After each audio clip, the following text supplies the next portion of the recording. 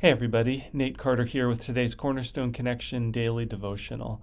I was telling someone just the other day that these daily devotionals for me are sometimes kind of a verbal journal. I do like to write in a journal, but ever since I've been doing these devotionals, a lot of times I'll speak out my thoughts rather than writing them down. And so what that means is sometimes you're getting a little bit of a still forming idea in my head. So today is probably one of those ones that's a little bit half baked, and so you can feel free to agree or disagree, or we can talk more about it.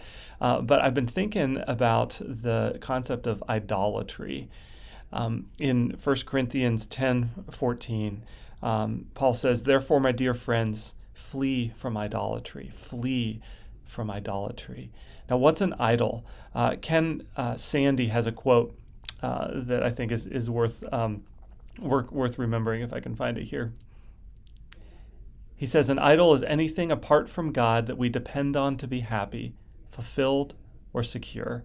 In biblical terms, it is something other than God that we set our heart on, that motivates us, that masters and rules us, or that we trust, fear, or serve." Now, in biblical times, the idol would be something that's carved, that out of stone or out of wood, that people would worship and would depend on for things like fertility or protection or rain for the crops. We don't have those carved in images in modern day, but a lot of times we look to things like power or fame or money or pleasure, or those kinds of things as idols in our own life. But what I've been thinking about more in the last week or so is some of the what I would just term baby idols in my life. Some of the things that I look to in order to lead me, or that I feel like I can't live without. And the two that come to mind are sleep and peace. Sleep and peace. Now, that may sound kind of funny to you. I admit it sounds kind of funny to me too, but I have to admit also that those two things motivate me in a bit of an unhealthy way. I've ever since college times, I've felt like if I don't get my 7 hours of sleep every night, that I can't be functional the next day.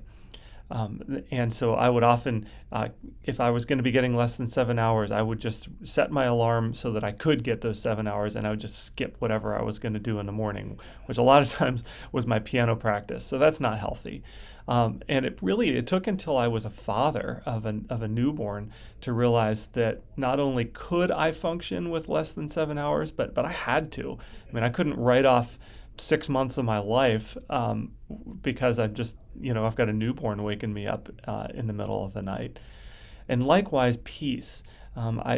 We are to pursue peace with others as far as it depends on us. That's absolutely biblically true. But sometimes that peace doesn't come immediately. And I oftentimes, especially earlier in my marriage, I would feel like if I couldn't resolve a conflict that I was having, especially with my wife, that I couldn't function the next day. I couldn't do ministry if I still had a conflict that wasn't settled. Now, again, we needed to work toward that peace, but sometimes the peace takes some time to work through and can't be resolved in an hour or two.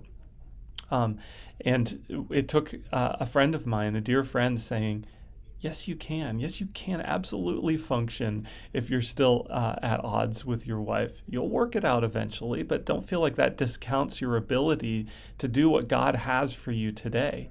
So for me, either a lack of sleep or a lack of being at peace with a situation with that I'm at odds with someone, both of those things made me feel like I couldn't do what I needed to do the next day, and that's a lie. That's an idol. That's something that is motivating me that is not of God.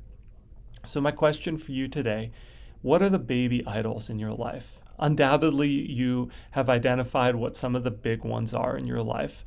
But what are some of the baby idols that secretly motivate you or that inhibit you from doing what God's called for you today?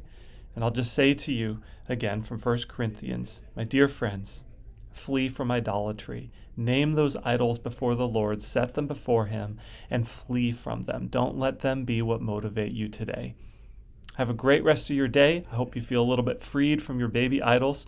We'll see you next time in the Cornerstone Connection.